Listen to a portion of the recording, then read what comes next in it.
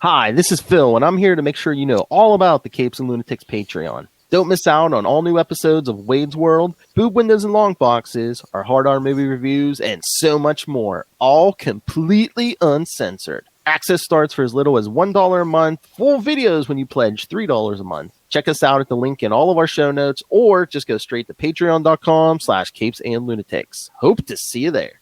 This is Luca Parrish, and you're listening to the Capes and Lunatics podcast. Hi, this is Mark Wade, and you're listening to the Capes and Lunatics podcast.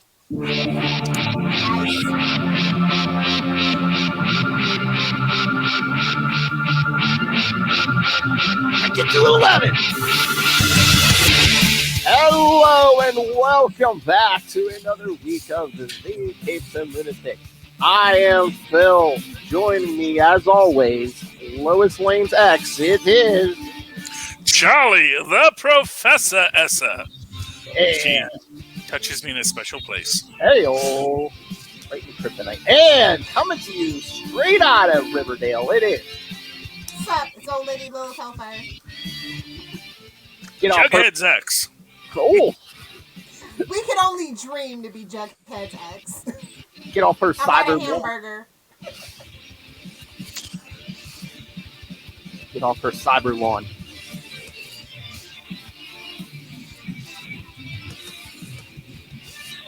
All right, so yes, we're trying a new model tonight, kids. Going forward, I think we're going to do just one topic for the first half of the show, and then we'll get to our quick and concise comic book reviews. So tonight, I figured I think everyone's watched the first 2 episodes of Stargirl season 2, so I figured we'd talk some Stargirl because I see chatter online about the Stargirl. So can I just say that both Titans and Stargirl are off to a really excellent start. Those were the 2 shows that I was really worried about with their seasons coming up, and now I have complete faith in Doom Patrol being as wacky and weird as we want them to be. Like, I think they finally get it. I think they're getting it. I don't know. I like the first 3 episodes of Titans this season, but then episode 4, I was kind of, I don't know. Did you watch 4 yet, Lil? I did. I got caught up on 4. You see the short skirt? Yeah. Yeah. I mean, gotta show some skin. They know their audience. See, this is what I mean. They're learning their audience and moving into it. But the wolf head just threw me. I'm sorry. So they put Dick in a short skirt? We could only dream, actually. Because I know all about them cans for that Dick Grayson. No, unfortunately, it was Starfire. Oh, well, I'm sure she's attractive too. Nope. Mm-hmm. I'm sure she has a following that finds her quite lovely. Hello, Chantal. What are we fighting about tonight, nerds? We're going to be talking Stargirl season 2, episode 1 and 2. And Summer school! Like, they're actually leaning into them being kids, thank God. I know. Chantal says, wait, when did Lil become old lady? Always. Oh, she missed the conversation. It was approximately a Wednesday afternoon. I'm talking about in spirit. Yeah. Although I gotta say, like I'm sorry. I was gonna just say about Stargirl. Like, these kids have really awful parents. As all superheroes must in this postmodern comic book era. Like, honestly. Like Beth's parents. I mean, they're getting divorced and they don't even bother telling her. Well, I mean, they were just of course, I don't think they talked that much. Although, I got to tell you, the most interesting thing is that we kind of learn in this is why Dr. Midnighter, Dr. McKnitter, doesn't have a child to carry on his legacy. Which is he's an AI. Extra sad. Yeah. But no, in the first episode, I was like, really? Best parents? I'm like, I get that they don't want to talk or spend time with each other, but then wouldn't you spend time with at least one of you spend time with your daughter? Well, I don't know. Maybe it's just me, but I kind of got the feeling that, like, somehow they were people that felt a child was an obligation. Like, we should have a child. And then the child wasn't. Yeah, and then the child was actually just as capable as them, which can also be the child's curse, because if the child becomes very self-reliant and you want to live your own life, you tend to start to see the child as just an object within the place that you don't have to worry about. It's like if you're, for some parents, when the child is self-sufficient and you don't worry about them, that like makes you feel like longing for, oh, I wish I still had that child that wanted to talk to me and be with me. But these guys are like, oh, great, you can like make dinner by yourself. Great, we'll be home at 6. Talk to you then. Hope your day was good.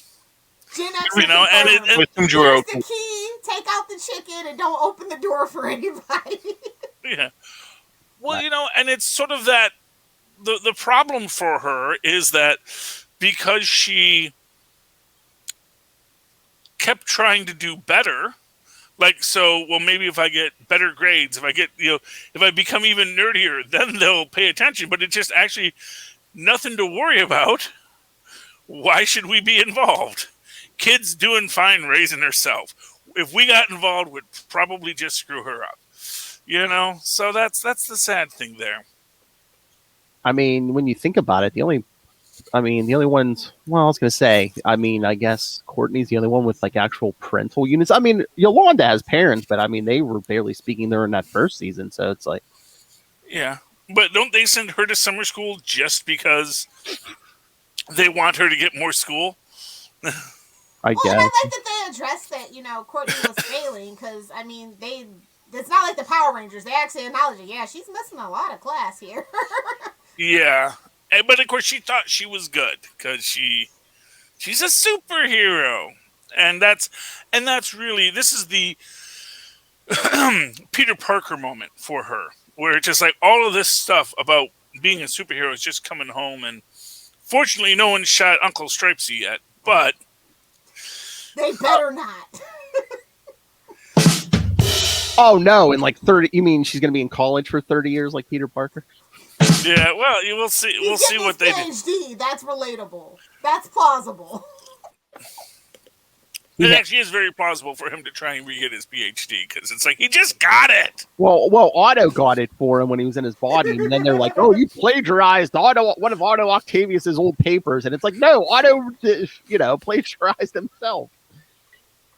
But you can't exactly explain that, so that's the wackiness of it. But yeah, I mean, poor old Stargirl, she's gonna have to deal with this nonsense because But I got it at first. It's like, yeah, how much crime, especially super crime, is going to happen around a small town like Blue Valley, Nebraska. But then, luckily, hey, we're getting Eclipso, we're getting Shade. Injustice Unlimited. Let's combine all the things. Well, but the fact of the matter is that obviously this was a supervillain hub where all the supervillains came here to be supervillains. The villain for a while? Yeah, wasn't it? Yeah. Yeah, I mean, everyone was part of the evil conspiracy. So naturally, now that there's a power vacuum of supervillains, all the other supervillains are going to come to town and, we heard you're having a rummage sale, I'm looking for some white elephants. No, literally magical white elephants. Do you have any? And that is, that's to be expected. Icicle was hit by the truck and shattered, and guys like that never can put themselves back together. Just ask the Sandman. I was going to say, see Sandman. Yeah. Although and then do a shop vac and then lock that shop vac up. Drop it in the ocean. Yeah. Well, of course, I don't know how his powers work. I don't know how well he does put himself back together after shattering. It's like, has he ever had an arm that he had to reform? If he hasn't, then it's like, well, maybe it doesn't work as easy as you think it does. Like, Or it's like Iceman. It's like you're about to die, so your body like evolves that skill or something. Yeah, but that's Iceman, and he's, first off, a hero, beloved, and Marvel. So, well, again, too, depends if they want the character back, I guess. Well, okay, yeah. How are we feeling about the Sylvester lookalike? The who? The Sylvester lookalike that shows up in Nevada and he's looking for Pat. Oh yeah. Oh yeah. Oh, you mean the what's his name? The guy from Community. Oh yeah, Joel McHale. Yeah. Yeah. So we don't think he's actually Starman. He is a Starman doppelganger. A clone something. It's not gonna really be him. That's my personal theory because that's just too easy.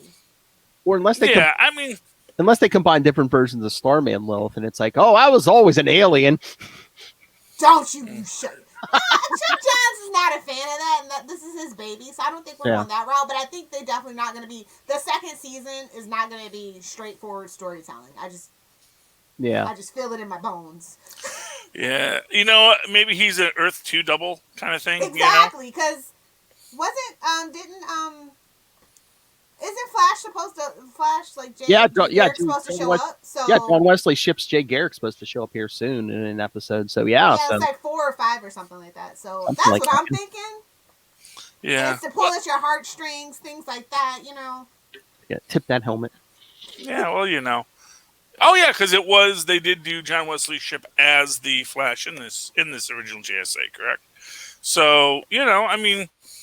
Or are we supposed to take from this that this is always John Wesley Shipp's Earth 2 kind of idea there? Although that was pre-crisis, now we're post-crisis. Yeah, exactly. So it could be no. Actually, wasn't it Earth 3? Not even Earth 2 or whatever it was. I don't know. I think, but it was Earth 3 because Trickster. Yeah, it was Earth 3. But nobody. Yeah, but like Flash and the rest of them don't know the multiverse is back. So unless Jay Garrick's the first one to like rediscover the multiverse. Which I feel like he would have mentioned the last time he showed up on The Flash in like the penultimate episode, right? Yeah. Well, I mean, here's what I'll say. It's like, classic Flash, you're going to want to... He seems like a likely choice to be the one that's being the first to recross the dimensions. Just because it's old school and, he can lift right out, and if nothing else, he doesn't have to be the Flash's John Wesley Shipp Flash. He could be this universe's John Wesley Shipp Flash. So it could be that this is just retired Flash from this universe. Or he's going to pull a season 1 Supergirl Lilith. Like when Barry crossed networks and shows. Maybe John Wesley Shipp's doing something with his speed and accidentally rediscovers. Yeah, I think that would be a cool nod and reference. But I just want to say I like the bad guys more than I like the good guys so far this season, and I don't know how I feel about that. Yeah, but really not much. Artemis, Cameron, I'm kind of invested. I like Artemis. And part of me, I don't know. I think she was going to hit her with. I think she was going to accidentally hit Courtney with the stick. Yeah. I mean, because I saw that move, I could see oh no, she's just doing that to pass it to her friend. But it was a pretty aggressive. If she girls was at that age are catty, and I feel like we do need some of that drama if we're going to be since we want to be realistic. It's just how it goes. Competitiveness and hormones is not a good mix. Mm-hmm. Yeah, and also one's a supervillain, one's a superhero, and they're they're aware of the backstory between everyone on this. So, and it's like I'm still watching you. Yeah, yeah. So I actually definitely think she was going to, like I said, accidentally hit her, and then when she catches it, which caught her off guard, no, I was just handing it to my friend. I don't know why you're being. Oh, you're the crazy one, not me. Crazy girl. Yeah, But shout out to Courtney wising up. She actually didn't believe Jenny. She's like, "No, I don't believe you. I think you're a mole. I don't like it." I was like, "Yes, finally, somebody not taking something at face value. Thank you." But I do think Jenny was actually completely 100% honest in everything she did. I mean, I think she is just another desperate, abandoned child, not dissimilar from our Dr. Midnight, just this person who's who's been abandoned by Chuck again. Oh, it is just, I mean, that poor girl, that poor girl can't get a break. And we know that Alan Scott's not actually deceased, right? We all feel like at the end of the season he's going to show up. Is it just me? He's in limbo. He's in limbo fighting a fire demon. I mean, they're going for the deep cuts. I really feel like we might get that. Maybe he's in the power battery. Who knows? Well, the brother's an interesting question. Yes, where's the brother? Because I was waiting for the brother to pop out of that power battery, quite frankly. No, he's going to pop out in shadow. Yeah, but Oh, wonder if he's gonna have something. The brother's gonna have something to do with Eclipso, maybe. Of course. Oh, well, we see Family that drama is what this show thrives on, and it's such a clever way that they do it. It's like different than like say No Ordinary Family and stuff like that have done like the superhero thing. So yeah. Although I gotta say that the whole was it Dragon Master's daughter, and her taking of the Eclipso gem, and the Eclipso gem basically just taking her over and eating her stepmom. That was her stepmom, right? Or was it supposed to be her biological mom? I always forget. Didn't the father bring the like different wives in, or like? Yeah. Well, I'm sure he has done lots of things, and she could have been a clone for all I know. But it just seems that, she's like, you don't take over my body again. And of course, Eclipso says, oh, of course, I'm sorry. I was just, as any abusive boyfriend will say, I was just trying to protect you, hon. I felt you were in danger. And so I just felt the only way to protect you was to take over your body and rob you of autonomy for a few minutes there so I could kill your mom. Yeah, keep making magic wishes. Evil bitch anyway, right? Whoa! Keep making magic wishes. Nothing bad will happen. Oh, but I do like that Courtney is also showing growth, and she apologized to Jenny because it was jealousy, because Jenny's an actual daughter of a superhero. Like, I just like that she can admit when she's wrong now. It shows a little growth. Yeah. I mean, I like that Courtney was suspicious at first, but once Jenny started lighting up that power battery in that ring, shouldn't you be like, okay, maybe she's who she says she is? Although these villains in this series are very, very tricky and underhanded. True. So there's that. Yeah. And to be fair, I also think that a lot of what Jenny was going through was this fact that everyone's like, oh, you're the real daughter of the real Green Lantern, and aren't you so special? And she's like, you do know I've been in foster homes for the past 18 years, and I have no support in my life. I am literally a homeless lady because I got kicked out of the last foster home, and they're not going to get a check from me anymore. But she always is also trying to put on that happy face and be the good person because, maybe if I'm just a sweet, adorable urchin enough, someone's going to adopt me. Paging Shazam. Yeah. Well, Somebody come adopt this girl, please. Although, can I just say in this show, I mean, even on a TV budget, the few minutes we got of like Green Lantern stuff with the power ring was better than that Green Lantern movie. Yeah, I can agree with you on that one. So bravo, Stargirl. Yeah. Well, they have been pouring a lot of love and care into Stargirl and Titans. You can see the budget increase like very visibly, whether it's the costuming, the sets. And the and the effects, so I do appreciate that. And I feel like they're going to be there for the long haul now.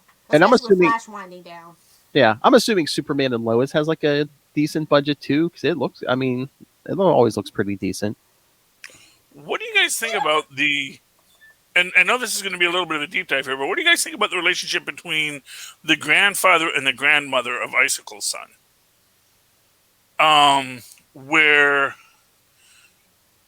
the grandmother is like, we should tell him about how evil that girl is. And the grandmother's like, just let him be happy. Maybe we should let them be happy. Maybe everything can't be our Nazi vendetta. I was going to say, maybe we should just let grandkids live a life. Yeah, the grandmother's like, did you forget you're a Nazi? Yeah, I mean, really. But you mellow in your old age. Everybody knows grandparents mellow in their old age because they're just trying to make it to heaven. We're just, trying to get wherever you're going to get, quite frankly. Because, at the end of and for what it's worth, it's like, you know what? We raised our son to be a good supervillain. Look where it got him. This kid might be happy. Maybe that's going to be a good thing. A young kid and his dog hit him with a truck. Let the grandson be. Yeah, well, but only because he was trying to mind control the world. Oh, have you guys heard the most recent Stargirl news, which I'm super excited about? What? Leah Thompson is directing episodes 3 and 4. Yes, that Leah Thompson. Oh, really? Oh, yeah. Carolina in the City. Yeah, I'm super excited. I remember hearing that a while back. She was going to direct some. Yeah. Yeah. Well, great. Good for Leah Thompson. Yeah, so like she said she kind of wanted. She's been kind of shopping around an actual Howard the Duck TV show that she kind of wants to executive produce too. So I feel like she's trying to get her foot in the behind the scenes stuff, and I'm like, I'm here for it. Y'all know that. I love Leah Thompson. I love Howard the Duck. Hey, we got all this money at Disney, so let's give me Howard the Duck. Hey, we got some Howard the Duck this week on What If. Stay tuned for Super Connectivity, kids. Yeah, that was really interesting for sure. Yeah. Well, I mean, I won't get us off track with Howard, but yeah, I mean, the fact of the matter is that, there's a lot to explore in the comic book universe. And I think maybe that's what DC is really starting to understand. Well, I think that's what I think that's what they're all starting to understand. Because I mean, look at the next two Marvel movies, Shang-Chi, Eternals. I mean, I think those sides are discovering it doesn't always have to be Superman, Batman, and Spider-Man.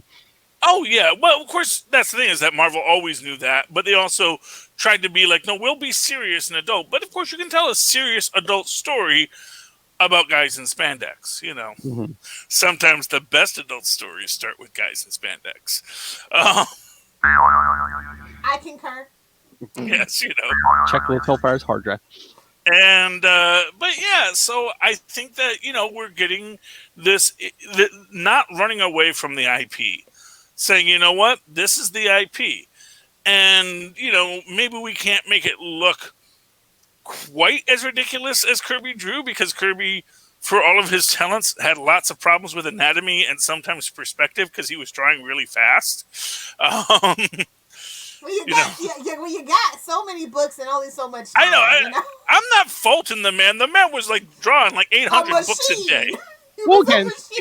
Well, again, too, it's like technology, I think, is finally caught up where we can start really portraying a lot of this stuff in live action much better. I mean, I was just watching, on a TV budget, no less. Yeah. I was just watching the Trial of the Incredible Hulk for our Patreon episode, and oh my lord, those special effects.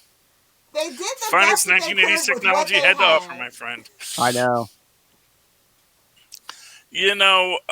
That's a classic, and I'm glad that we all are in agreement that Stargirl is good for now. I think most of the internet's been in it. Yeah, a lot of chatter about Stargirl. Yeah, lots of tweets. You know what's?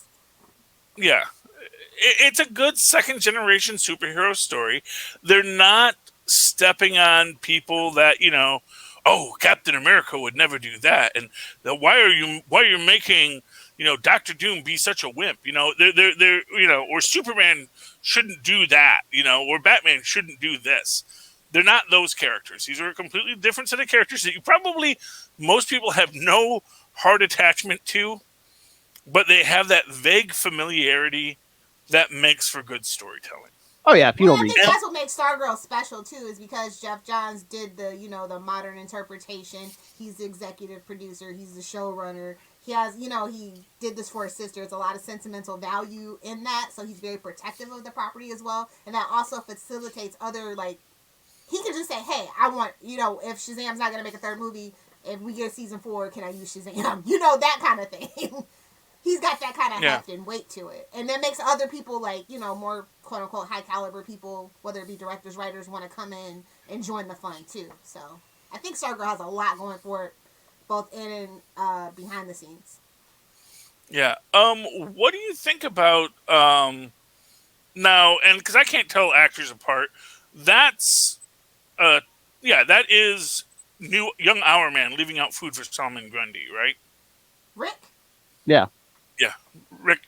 Yeah. Whatever his name is. Yeah. I know there's superhero. Be glad I remember their superhero names. Okay. I'm shipping it. Because I mean that's the whole redemption thing. Because in season 1, remember he wanted to kill Grundy because he was like, oh, he killed my parents and all this. But then at the end he saw Grundy's basically just like child molester.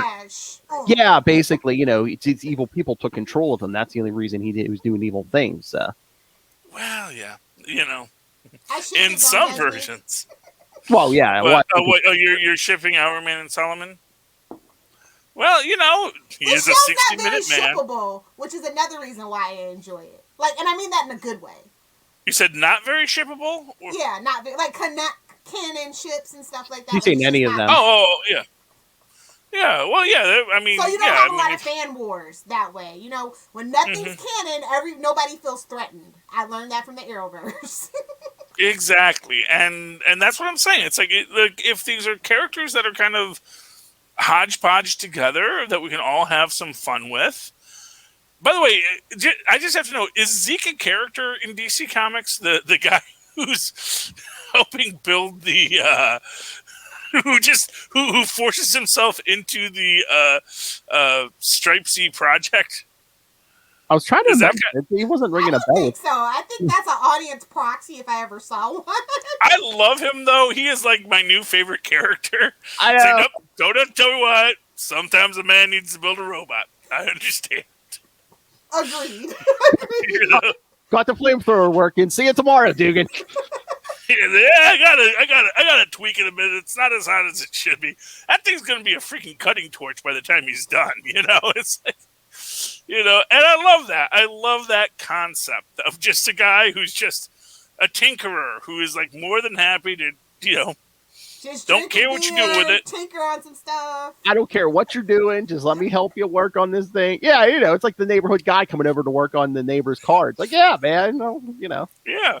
Also, I want to hear more about the Star Rocket Racer that apparently he built.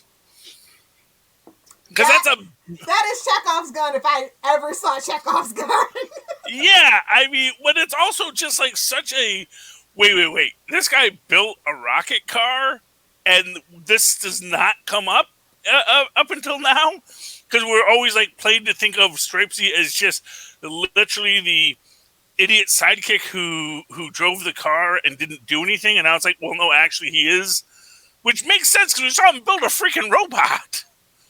But the idea that, oh yeah, he built the Star Rocket Racer, and this is actually legend and lore.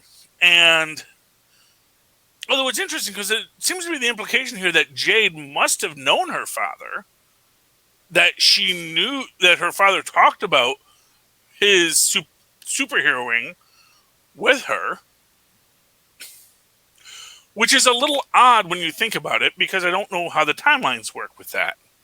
Unless it has something to do with that ring, because she got that ring left for her. And again, I thought in the comics, all the power's internal. She doesn't even need a ring, but she must have something in her Lilith, because she's like, oh yeah, I'll use the ring, every so often the ring. And Pat's like, well, Alan had to charge it every 24 hours, and you didn't have the battery, so. Yeah. Well, it's because it was a dead ring until she touched it, I guess is the. Hey, but she didn't have the battery to charge it, so. But she is a living battery. Yeah, that's the point. Yeah. By the way, did you guys get the vape ad when you watched it? Mm-hmm. Like when it starts to spark, I say, small particles can be very dead, and I think it's actually the Eclipso voice saying it too. So it was like, wait, is this in scene? No, it's a vape. They've done that on all these Arrowverse. Yeah, because it is targeted towards teens who are actually vaping at a very alarming rate. Because I know Flash has been doing it. I think even when Black Lightning was on, I think Black Lightning did it too. Yeah. I will not understand the attraction. I barely understood the attraction of smoking. To me, the only thing cool about smoking was lighting up a cigarette, because it illuminates your face, which makes for a great visual in a movie. I have no idea what the point of having a little blue thing blowing smoke. Like, it doesn't look cool. It looks like you're sucking on something, which is not a cool image for anybody. Speak for yourself. Don't kink shame. We don't do that here. Well, fair enough. I find it funny. Yes, I remember the anti-vaping ads on every show except for Legends. Why is that?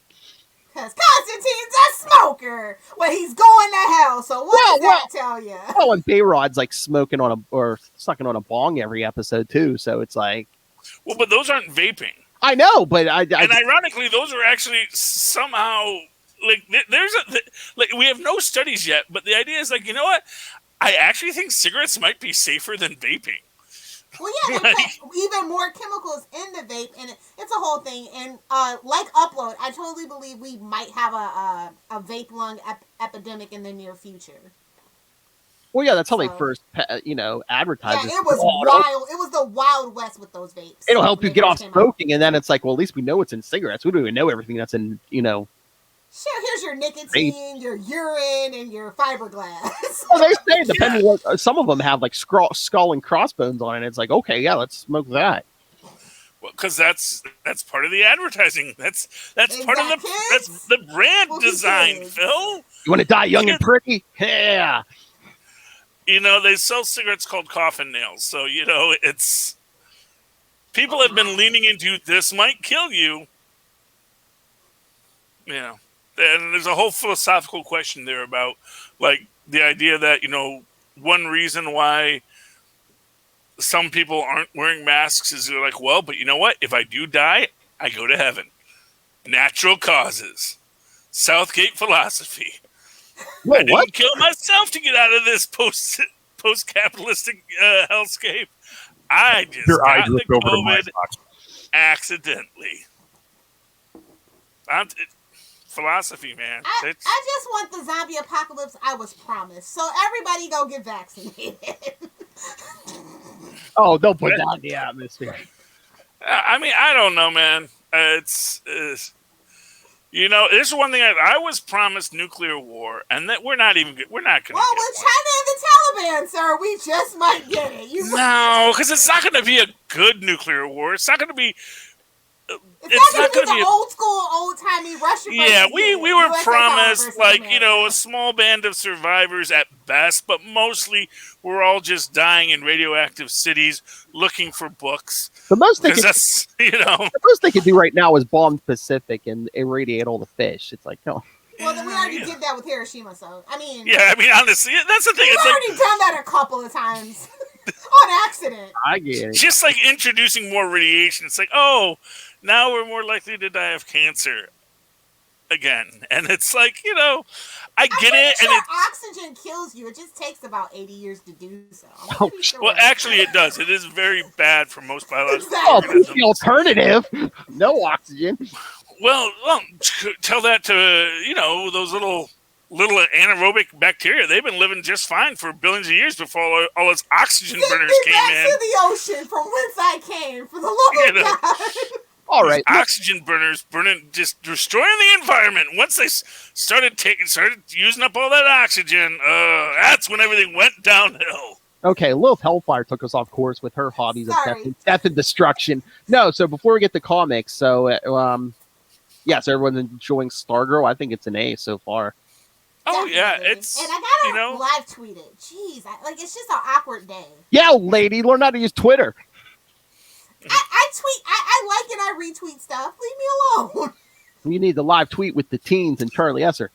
Well, when Charlie Esser gets around to it, and it's always like on a odd day. If it was Sunday, I could get behind it, but it's a Tuesday. It's a Tuesday. Yeah, awkward. It's Tuesday. See, Tuesdays should be good for me. But for whatever reason, because Maz sometimes likes to record on Tuesdays. That's the problem, and it's on at 8. Yeah. And so when Maz cancels, which he usually does, so that's okay. But I can't be sure. Can we get one of these days to make it a little more mature? Maybe? I don't know. What? 9 o'clock. The problem is you make a teen drama more mature, and you got the Archies in a gang war. So without a doubt, for 3 seasons. I know, but I don't want to see Archie in a gang war. I mean, that's the thing. It's very not what I'm much looking the vibe. for. Jets versus Sharks. Very much the vibe, Phil. Yeah, I'm just saying. When you're, what are they? The Raging Pythons or something? Or whoa! Whatever Jughead's motorcycle gang is called. Serpents? The Serpents, whatever. He's like so close. Southside Serpents, yes sir. Southside Serpents. I don't know that many things. And so I mean it's cool to have a gang, but once you start introducing like rival gangs and wars, it's like the Yancey Street gang is cool as just a bunch of dead end kids causing troubles. But when they actually become like active gangland killers and drug dealers, it suddenly starts to get like, well, now the bloom's off the rose. And although I did like the reimagining as sort of an a sort of anonymous hacker group which they did a few years back, and then Ewing just stole that and made the Hulk be that for people. All right. Can we get some Shots comments? fired at you. Thing did it first. That's all I'm saying. I'm not even faulting the writers. I'm just saying Thing did it first. Oh boy. All right. Let's get some comics. Yay, comics. I've picked the creme de la creme. I have 3 books Ooh, Oh, good, God. because I that read I almost no want to books. talk about, and I even picked up the hard copies. Oh my. All right. Fancy. All right, Lil, if you want to start us off? Well, I'm assuming we all read Radiant Black by our friend of the show, Kyle Higgins. Yes. Yes, we did. So that's where we'll start. Lovely Image comic. I love this for them. It just keeps getting like exponentially better and bigger. Hail. The stakes just keep rising. Yes, I don't know how many double entendres I have left, but we'll see. Keep count. Drop it in the chat if you're watching on YouTube. I'm a little confused by that end scene. So, like, the guy that's the bad guy just sort of crashed himself? As far as we know, there's probably black and was that purple? It looks like there's some kind of war going on, so does that have something to do with that war or whatever? Yeah, well, there's obviously some sort of a war. Yeah. But the glitchy guy, they say he's the one who's coming after them. Yeah. And he attacks them, and that's when we get to our teleportation scene, which is a little hard to follow, I'm going to be honest. Because it's, black goes to punch red, and then everyone's like, we can't fly, you schmendrick. We're only here because you adjusted gravity and you lost focus. And, and then the guy comes in, and then they have to do the big group teleports, and it's weird. To me, it's a little weird, but it's interesting.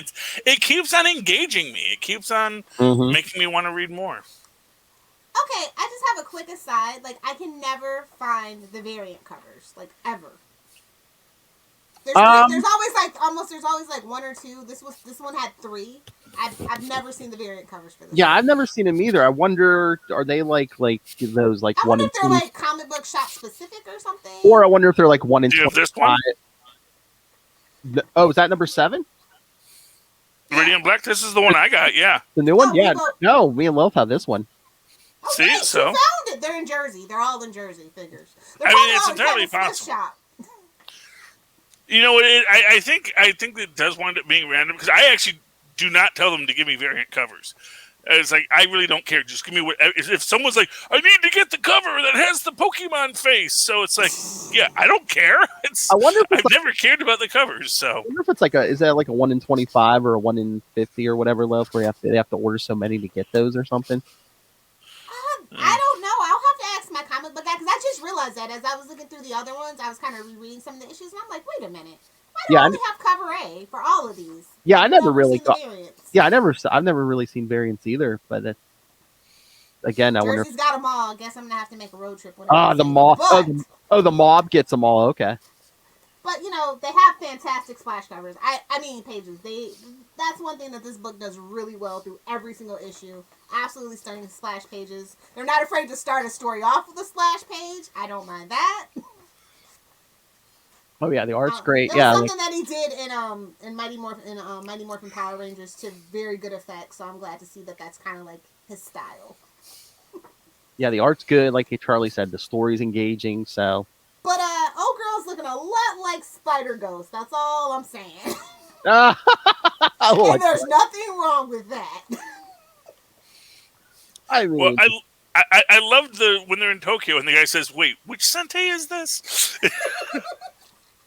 Is this very tongue in cheek? Like you guys are they doing another one of those? Is this a new movie? What is we doing here? That's probably it's kind of superhero genre, so it's like, yeah, we kind of want to look like Iron Man or Power Ranger something. Yeah. Well, I mean, I remember that's the first thing that intrigued me. I saw like the art, like the preview art for like the first like covers and stuff, and I was like, what is this? So, well, tag that back up. What? I said you got a bag and tag that back up. Yep, there you go. Speaking of variant covers, one of the books I did read this week, which I got the chibi cover, Kang #1. This is really good. It doubles down on Nathaniel Richards, though goes into a little bit here where when teen Nathaniel Richards, who is going to be our POV Kang the Conqueror in this one, is this guy. Start off with our normal, I'm bored with utopia, post-want society. Who wants that? All of my joys, whims satisfied at a moment's notice. But what's the purpose if I can't die horribly? Ironically, this is a story Edgar that... Allan Poe? Hellfire? The irony is that the story takes place like 3 months after some school bully slit his throat. Because, literally, they slit his throat, and he was bleeding out, but of course, it's the future. So they go, oh boy, put on some of that Thompson's Miracle powder, and put his head in the jar, we'll get his body back up, put the head back on, no problem. Just don't let Zoidberg do it. Let's get some medicine soon.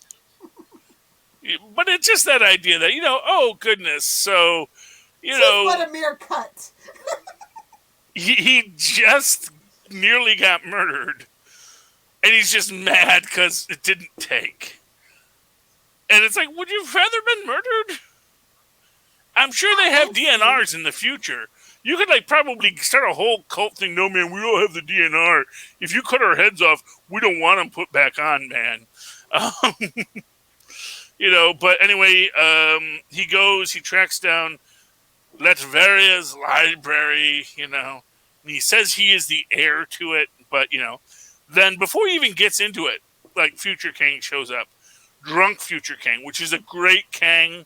I want to see more of Drunk Kang, because he's the one who's, all obsessed with Ravonna, and it's he goes off on nuts on that. Takes him back to prehistory. But there is somehow, against all possibilities, a human settlement there. And he meets a woman. He falls in love. She does this little ritual thing with putting the paint on his face, which is, we're now going to say that's why he's got those things on his face. Was anybody actually wondering about that? I wasn't.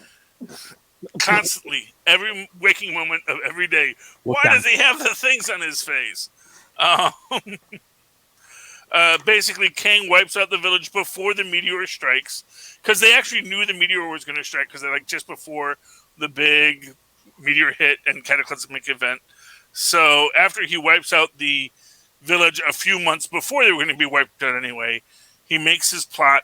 He gets old Kang drunk, steals his suit, and then takes off for the future. But, he had to hotwire the suit. So where does he wind up? New York City. The kingdom of Rama-Tut. Oh, boy. I get the feeling this is going to be our Iron Lad origin story. But anyway, I'm enjoying it. It was a lot of fun. I highly recommend everyone read it. All right, so I'm going to get to... All right, come on, guns a-blazing. The Trial of Magneto, #1. And I did my homework on right? this. Yeah. Who's trying him? Are the mutants trying him? Well, at the end of X Factor, the last issue of X Factor, before they canceled it, X Factor 10, they found the Scarlet Witch dead. Which I did my homework on this. This was supposed to be a storyline in X Factor, but instead they canceled the book because they took Leah Williams' idea and said, X Factor's not doing the numbers, we're going to take this and make this a big X event, instead of in your little books. It's like, maybe she was trying. Is she still working on this book or no? They just probably took the idea. They just stole the idea. That's kind of lame. No, that's not stealing when you're Well, no, staff writer. no, Then They a have work an for idea. hire, but just the No. idea that, you know. she's on here as writer, so no. Oh, okay, so she's got the credit. So she's getting her work for hire. But they just canceled her monthly book. Well, yeah, but books That's are how doing it the goes, numbers. though, in this That's environment. true. She'll be on Substack with the rest of them soon enough. I guarantee. But no, I mean, this thing is just like, they're doing the autopsy on the Scarlet Witch, and like, we can't find any like DNA from the killer, and it looks like her hands were bound behind her by something metal, but it's not anywhere around now. So of course, Don't kink shame her. and they're like trying to like find after images, and it's like, hey, someone in a cape killer, so metal, someone in a cape, so they all accuse Magneto. He goes nuts, and Wouldn't it be more logical to accuse Polaris as her maybe sister that isn't her sister, that has mental health issues and probably has attacked her in the past? No! Man bad, man did Well- it. Come on, well, Charlie. Get it in your head. well, one, she's not wearing a cape now. Two, I don't know if she had an alibi. Now? Did you just say now? Well, I don't know if she. Convenient! I don't think she's worn a cape since what, the 60s or the 70s. Still, it's like I she don't- could have worn it. But no, I don't know if maybe she had an alibi, because I mean, this was like during the Hellfire Gala, so Oh, so much. Yes, because because it's not like it's not like there's no replicas of mutants anywhere. I know. But then, so the X-Men are battling Magneto, and then Quicksilver comes in and almost kills Magneto. He's like, "Everyone you touch is dead. The trail of dead wives and kids you leave behind." And Pietro just like punches him a million times, almost kills him, and then He is like 900 years old, so it's... I know. But no, then at the end, of course, okay, shocker. We see the Scarlet Witch floating somewhere. She's like, "I don't know where I'm at, but I'm not dead." Shocker. They weren't going to kill the Scarlet Witch. Shocker. Wait a minute, she's only can't the mutants face of actually Marvel not right now. die in this universe right now? Because aren't their brains backed up by Charles Xavier somewhere? It was very weird in this. Or remember a few years ago, We're going away with that story, though. remember when the whole that didn't happen. remember when the whole Fox thing was going on? They're like, "Oh no, they're not his kids," but now I guess they're acknowledging, but they're House of M shall always live. Never forget that. they were Philip. I know. Well, they were kind of talking in this story, like, they're like, "Oh, should we do like the first like I guess they're still playing with that idea.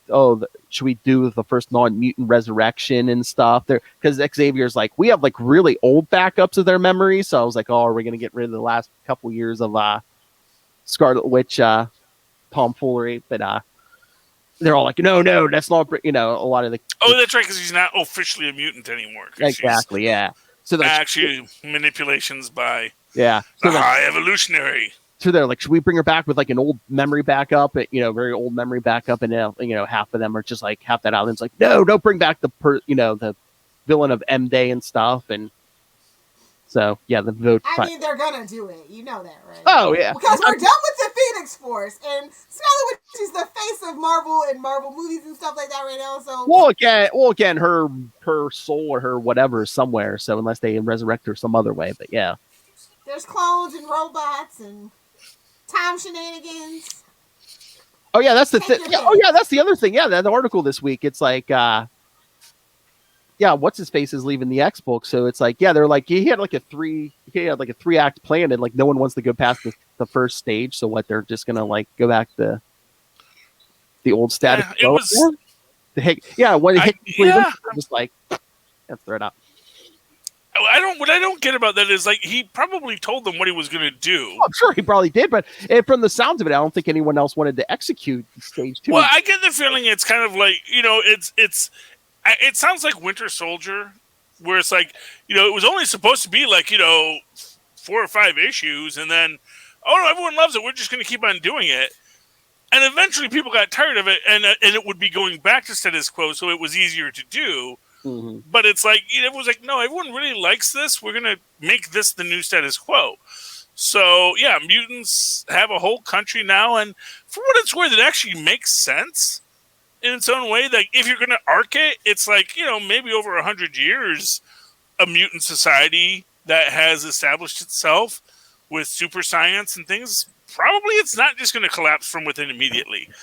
Even with you having to work with Mr. Sinister. But I just wanted to do our MCU X-Men come in, so they're just going to flip to Well, they're whatever wiping the they are slate in the clean, baby, MCU. for the Yeah. X-Men Yeah. MCU. Well, but here's the thing: if they just want to do reset to a baseline, they could tell the 3 acts, complete it, and then go back. I just wonder if they have a timetable now. If they know like something's coming in the MCU. See, but they're still stuck in Act 1, so it's not like they can just end at Act 1 and say, "Oh, now we're back to 0." I don't know, man. Spider-Man.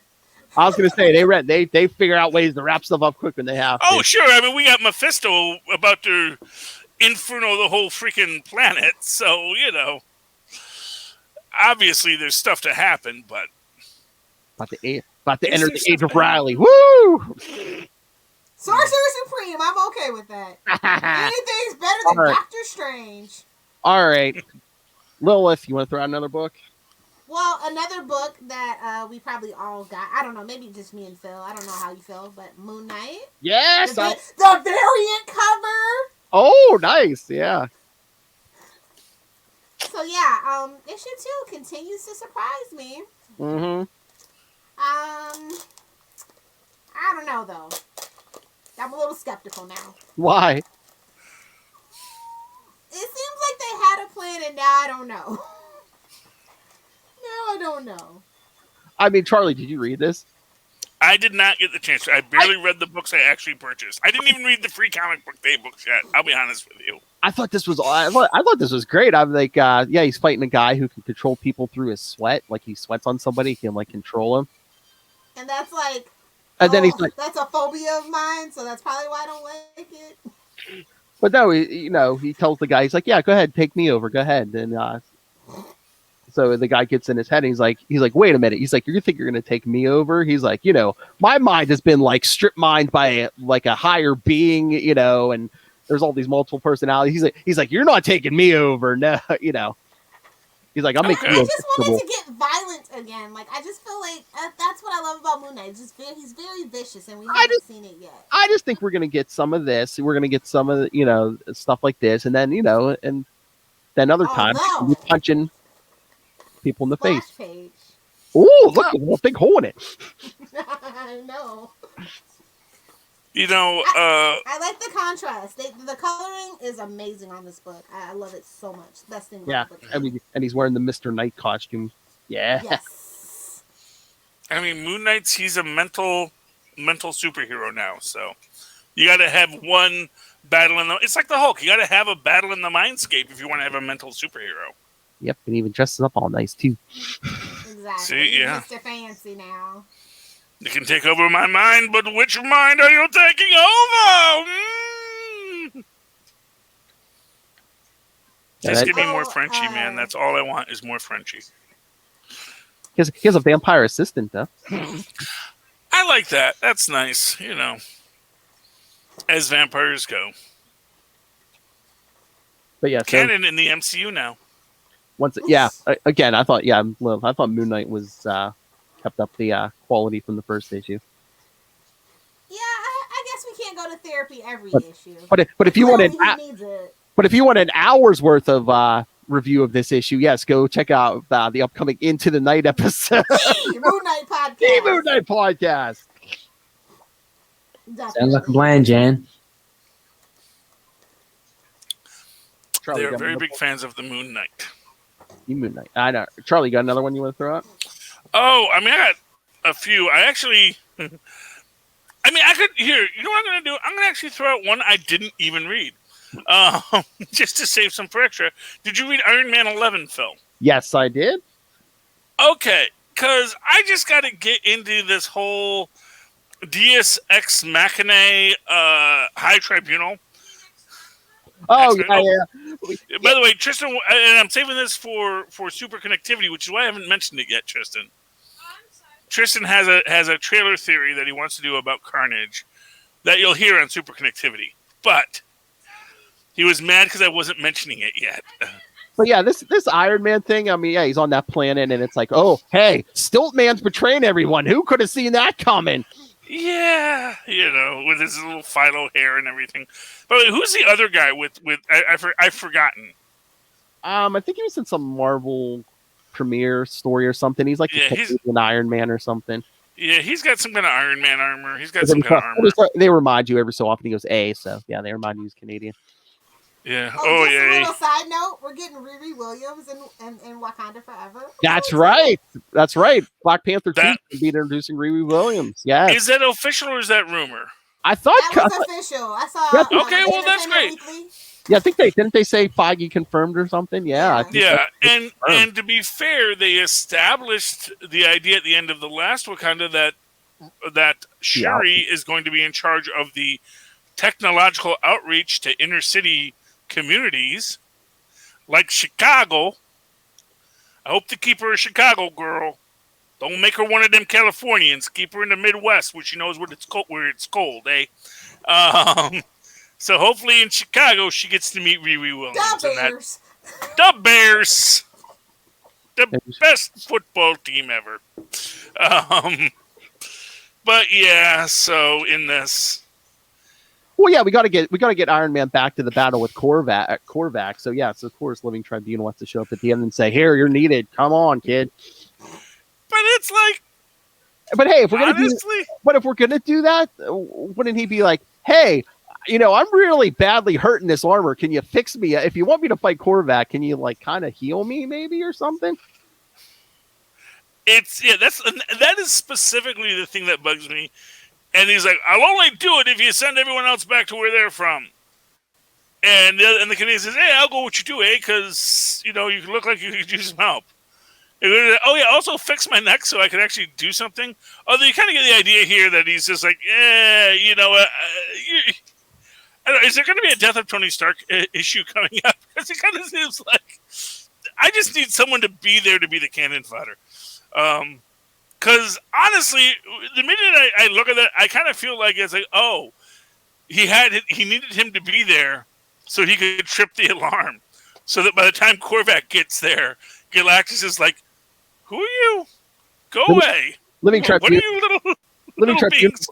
Living Tribunal's like, "I've read the previews. We need to get Ben Reilly back to Earth by October, kids. So let's wrap this up."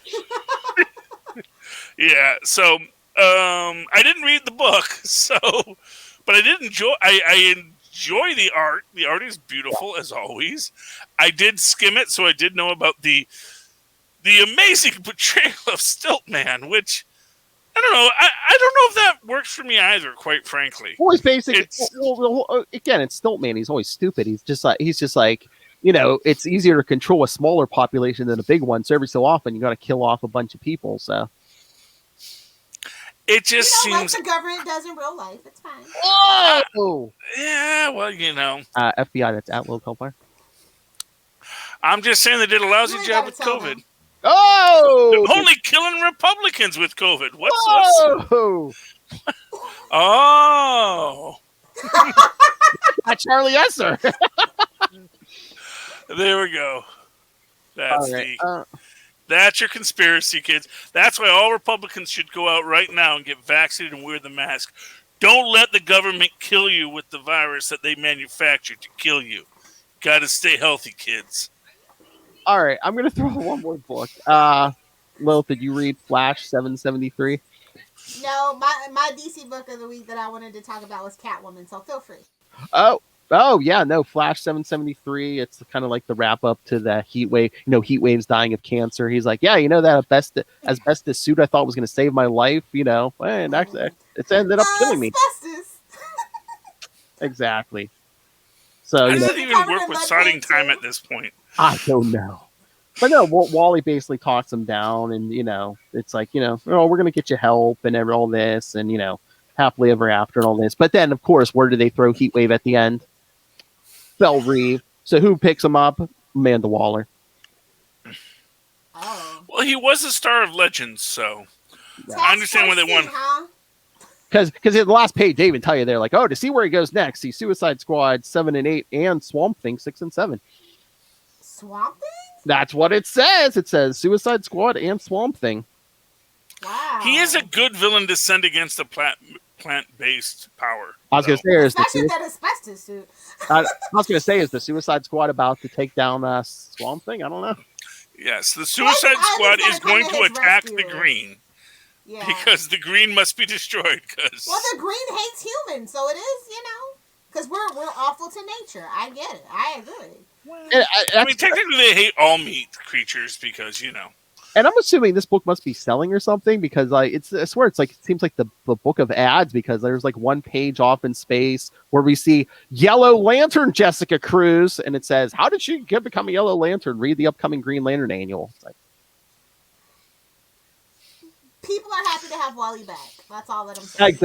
exactly. You know, if you want to keep order, Great art, originals, OG suit. Come on. Now, if only Mark Waid could guest star for a backup in an annual. Exactly. It's like he's back with his family. He's got a wife and kids again. He's got a job. Oh, Wally West, yeah. Wally West, yeah. So they're stopped treating him like the redheaded stepchild. That's nice. I'll give it a couple more issues before he's back to being the whipping boy, though. Mark my words. Well, 2 more issues. Mark them! 2 more issues is 775. I wonder if they'll do an oversized one with a bunch of backup stories. We could get a Wade story in there. Wouldn't that be in the solicits already, though? I didn't see it in the solicits, so. Oh, I can't remember if I read the solicit for 775. Huh? You know, he's only the redheaded stepchild if they want to make Barry Allen be a thing. And well, look, giving Barry a little break. So yeah, so as maybe it's not 30 years, we'll be okay. Hashtag still better. I mean, a society can have more than one speedster. And remember, DC, everything matters now. And So then hey, it turns into seasons 5 through current season of Flash. No, we can't have more than one. well, remember the Well, no, you just put them in other places. It's like that's why Nightwing went 2 blocks over to Bloodhaven because he said, "Well, at least I can He had Keystone." Although, this is the thing. Technically, they're twin cities, so. You can move, but there's a lot of made up cities. You could actually send them to a real city. Austin has no superhero. Send Wally West to Austin. It's crime riddled, and they've got deserve to get what's coming to them. Yes, send them to Austin. I agree. Old Lady Hellfire. Have some crazy hipsters experimenting with shamanism, awaken some ancient deity that was never supposed to be awakened. And then the only way to stop it is to run fast. There you go. I can see them in Austin worshiping a certain cult leader. That's a Flash rogues villain. Oh, Ada. I'm just saying, it works. It could happen. All right, Lilith, you said you wanted to throw out Catwoman. Catwoman 34, Glenn. Yeah. Beautiful cover. Okay, I didn't really care for Batman Catwoman because I feel like she gets nerfed in that book, and they're not interested in exploring their relationship. I feel like you really get to know Catwoman and Catwoman, her own series. I like her a lot more. And Alleytown's growing on me. It's a little too on the nose, but like we were discussing over on We Are the Night, the Batman podcast. With Fear State coming up, I think this is the book to keep an eye on. Oh yeah, because the artwork is beautiful. I love this artwork. I told you she has those crisp. Yeah, she has like that gang of street kids. It's like her Robin. And she has her own Barbara Gordon, so I'm always down for a redhead. Well, redhead sidekick. That's kind of my thing. Although I wish Ram would kind of grow up. He has a little bit, he's giving me that Amanda, and Jimmy kind of vibe every now and then. Oh, really? Not beaver jokes, but a little tasteless at times. And so if we could just tone that back, then it would be a perfect book. I mean, it's not as bad as Jimmy and Amanda. No, nothing will ever be. And you know what? They are killing it over there on Red Sonja. So I don't know. I feel like the beaver jokes were a mandate. That's just all that I'm going to say about it. Nothing would surprise me. Oh, the alcohol! All right. She loves their mandates. So does Lil. All right. Anyone else have any books before we get out of here? I got a whole other show to do. I'm good. Well, if you good. All right. Thank you, old lady. All right, care kids. So send your thoughts. What do you think of Stargirl? What are you thinking about? Hell, all the shows, Titans, the comics, any of it. Shang-Chi's like, 2 weeks away? So we'll probably cover that. Email us, capesandlunatics@gmail.com, or call the voicemail 614-382-2737. That's 614-38-CAPES. And remember to follow Capes and Lunatics on Facebook, Twitter, Instagram. Find links to all the social media for all of our shows. Find links to this YouTube channel. See the old lady in Riverdale. What find links to our Patreon, find links to merch, find links to everything all in one place. That's Linktree, linktr.ee/capesandlunatics. And please remember, support all things Southgate Media Group. Go to southgatemediagroup.com. Go subscribe to the Southgate Media Group YouTube channel and the Patreon, where there's free and paid content. And hey, stay tuned for the marathon. Give Robert Southgate his shekel. For the love of God, give that man a shekel. That's right. And the easiest way to do that, just go on Amazon and pick up Pod Life the book, now in digital and paperback. Or when you go on Amazon for anything, see Lilith Hellfire giving the finger.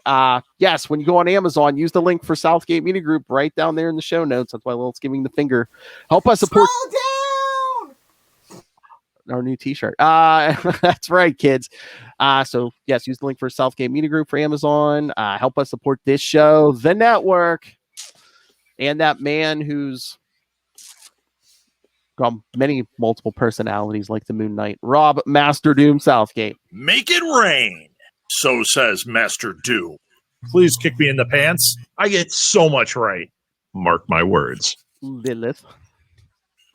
If you nerds think that I should live tweet Stargirl, let me know. You can add me over on Twitter at Lilith Hellfire, on Instagram at Lilith Hellfire69, and of course, making comments, not content unless it's Star Trek related, at Lilith Hellfire69 over on TikTok.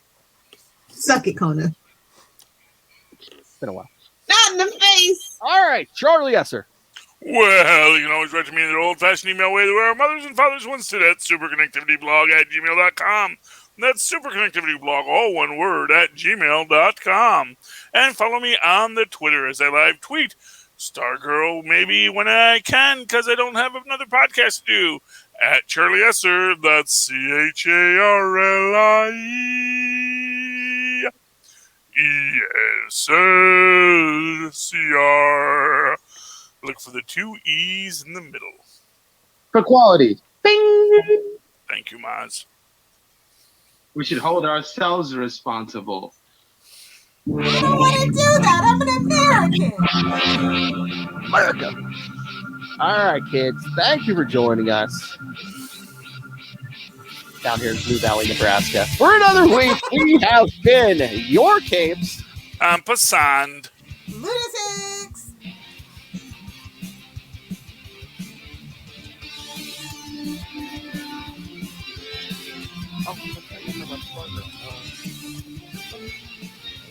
Fantastic, Rod. By the way, Phil, have you seen the new Shang-Chi poster with the second dragon? No. Oh, what's that, bro? That's the Green Lantern from last week. I picked it up. Oh, okay. Despite it being a $6 book. Yes, I read Green Lantern. I know how to cover that. I'll send in feedback. I'll let you know how it is. All right, kids. See you next week.